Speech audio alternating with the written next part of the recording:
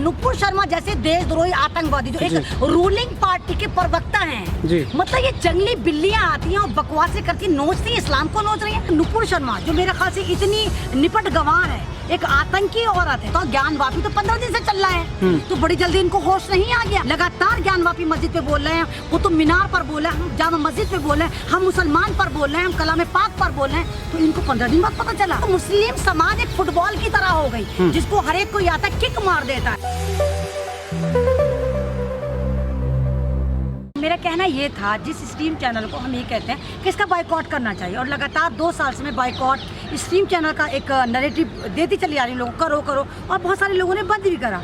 लेकिन जो लोग खुद कहते हैं कि स्ट्रीम चैनल का बाइकआउट करो, वही वहाँ पर स्ट्रीम चैनल पे जाकर बैठ जाते हैं। आप खुद बताओ, जब आप लड़ने के लिए तैयार हो गए, जब तो सामने वाला आपसे लड़ेगा। अगर आप डिबेट में जाओगे ही नहीं तो फिर आपसे साथ कौन करेगा? ये जो 5-5 हज़ार के रेंटल मुल्ला हैं या दूसरे जो अपने आपको कहते हैं कि हाँ हम बहुत बड़े एनालिस्ट हैं, पॉलिटिकल एनालिस्ट हैं, फलाना एनालिस्ट हैं, आप जा क्यों रहे हो?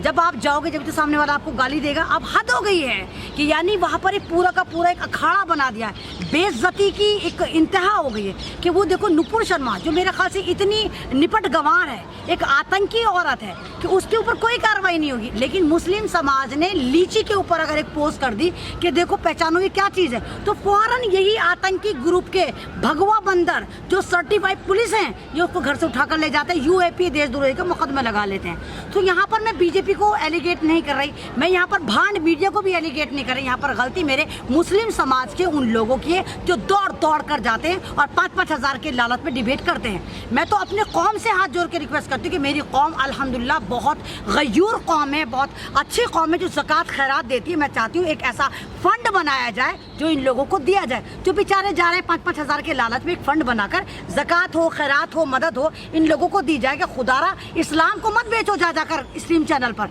तुम्हें अगर ज़कात खैरात चाहिए, रोज़ाना चाहिए, तो 5,000 तुम्हें कौम पे करेगी। जितने धर्म गुरु हैं, जितने बड़े बड़े धर्म गुरु हैं जो संसद भी सजा रहे हैं, ये आपको नहीं लगता अगर ये सही होते तो भारत का मुसलमान आज सही होता?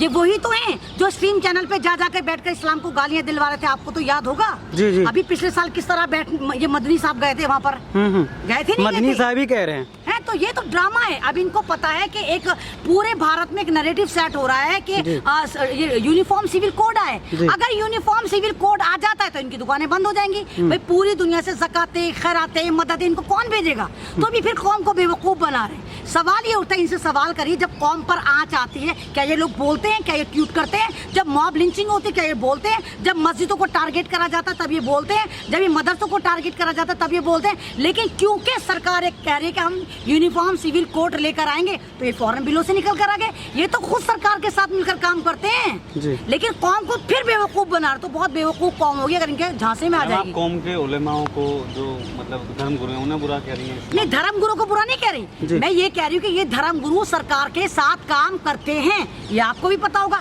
सरकारी ट्वीट, सरकारी फरनवीसी करते हैं कि आप नमाज मत पढ़िए, आप मास्क लगाइए। क्या हमारे धर्मगुरु का काम यही रह गया? आप देखें कि जिस तरह भारत में मुसलमानों को टारगेट करा जा रहा है, जिस तरह NRC थी, क्या ये धर्मगुरु बोले थे? नहीं बोले थे।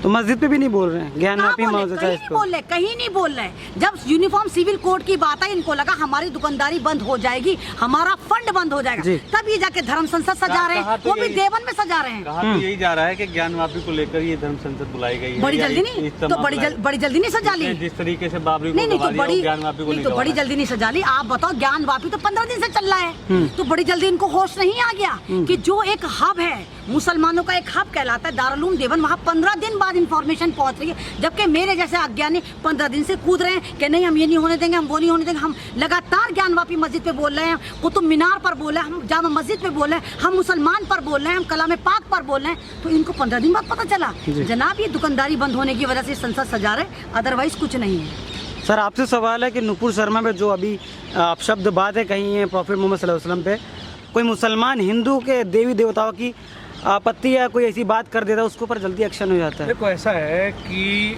हिंदुस्तान एक ऐसा देश है जी जहाँ पे सभी धर्म जाति विशेष के लोग रहते हैं जी, और हमारा देश संविधान से चलता है और संवैधानिक अधिकार सबको है, चाहे वो हिंदू हो, चाहे वो मुसलमान हो, चाहे वो सिख हो, चाहे ईसाई हो। सबको हमारे आर्टिकल 25 और आर्टिकल 24 में जो है सबको अधिकार है अपने मजहब को बढ़ाने का और अपने मजहब के थ्रू फॉलो करने का। लेकिन हमारे आर्टिकल 19 में बोलने की भी आज़ादी है, लेकिन वहाँ पे कुछ लिमिटेशन है, कुछ रिस्ट्रिक्शन है। आप किसी के मजहब के बारे में गलत नहीं बोलेंगे, आप किसी भी धार्मिक भावनाओं को बढ़ाने के लिए आप नहीं बोलेंगे, लेकिन जो नुपुर शर्मा ने किया है वो कानून का उल्लंघन किया है, देश के संविधान के खिलाफ बोला है। तो कहीं ना कहीं मैं सरकार से ये रिक्वेस्ट करूंगा कि उनके खिलाफ FIR दर्ज हो। और जैसे कि अभी आपने देखा होगा कुछ दिन पहले दिल्ली में दंगे हुए थे, उन दंगों में बहुत सारे पर्टिकुलर कम्युनिटी के ऊपर UAPA लगाए गए। उमर खालिद है और भी आपके क्या नाम है, शाहरुख है और भी बहुत सारे लोग हैं।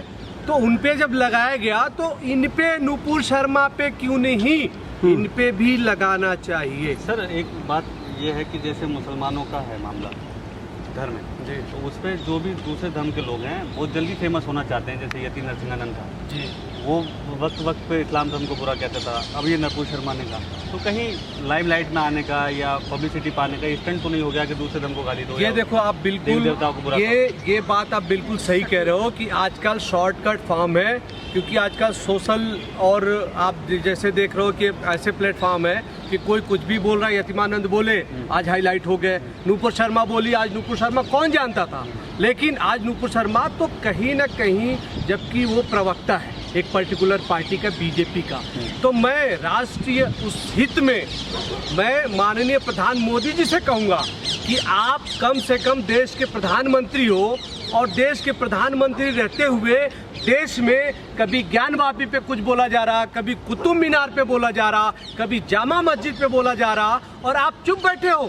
कम से कम आप बोलो तो, नहीं तो आए दिन लोग हिंदुस्तान के अंदर अगर आप देश के मुखिया हो, अगर आप नहीं बोलते हो तो हर कोई को बढ़ावा मिलेगा, वो बोलेगा, वो सोचेगा कि हम अगर ऐसा बोलेंगे तो हाईलाइट हो जाएंगे, हमको टिकट मिल जाएगा। 2024 चुनाव आने वाला है, तो कहीं ना कहीं ये बहुत गलत हो रहा है और इससे क्या होगा कि देश एक बहुत ही खतरनाक व्यापक रूप ले लेगा, जिसकी वजह से ये नफरत की आग फैलेगी और कहीं ना कहीं इसका एक रूप ऐसा होगा जो संभल नहीं पाएगा।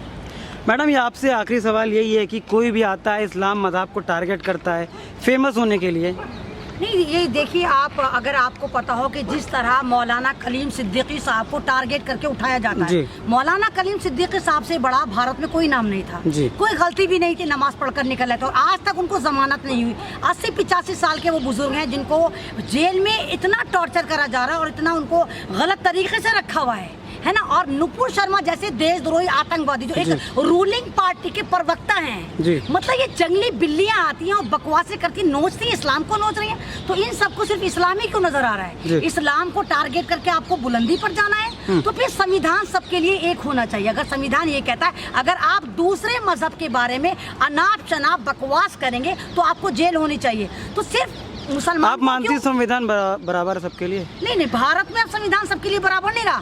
भारत में संविधान को एक तोड़ मड़ोड़ दिया गया। मुसलमान अगर लीची भी दिखा रहा है तो उसको जेल में डाल दिया जाता है UAPA दिखाकर। मुसलमान का रहनुमा का कोई नमाज पढ़कर भी निकला, जैसे मौलाना कलीम सिद्दीकी साहब है, उमर गौतम साहब है, ऐसे नामालूम कितने बड़ी बड़ी शख्सियतें आज जेल में हैं और इनके लिए दूसरे धर्म गुरुओं ने आज तक कुछ काम नहीं करा। जितनी हमारी जमातें चल रही, बड़ी बड़ी मिल्लतें चल रही, इन लोगों ने भी कुछ काम नहीं करा। ये भी सोच रहे हैं चलो भाई इनकी ये लोग जेल में चले गए तो हमारी दुकानदारी चलेगी।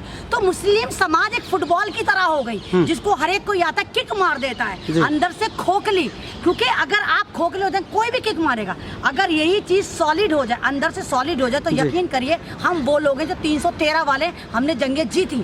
आज मुस्लिम समाज इसीलिए पिट रहा है कि गद्दार उनके अंदर ही है। हर 4 में से एक मुसलमान गद्दार बन जाता है, एक दूसरे की काट करते हैं, तू देवबंदी, तू अलानी, तू फलानी, तू शिया, तू सुन्नी, तू आदियानी, तू कादियानी। तो जब तक आप सिर्फ मुसलमान नहीं बनेंगे तब तक आप इसी तरह फुटबॉल की तरह किक खाते रहेंगे और मरते रहेंगे। चैनल को लाइक, शेयर एंड सब्सक्राइब करें और बेल आइकन दबाना ना भूलें।